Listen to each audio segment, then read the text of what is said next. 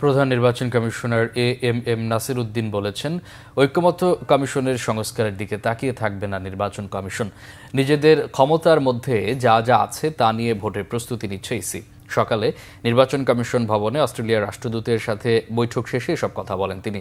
প্রধান নির্বাচন কমিশনার বলেন, ভোটার তালিকার হালনাগাদের কাজসহ নির্বাচনের প্রয়োজনীয় কাজ শেষ করেছে কমিশন।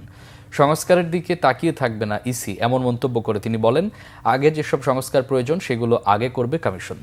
নিজেদের ক্ষমতার মধ্যে যা যা আছে তা নিয়ে ভোটের প্রস্তুতি নিচ্ছে নির্বাচন কমিশন।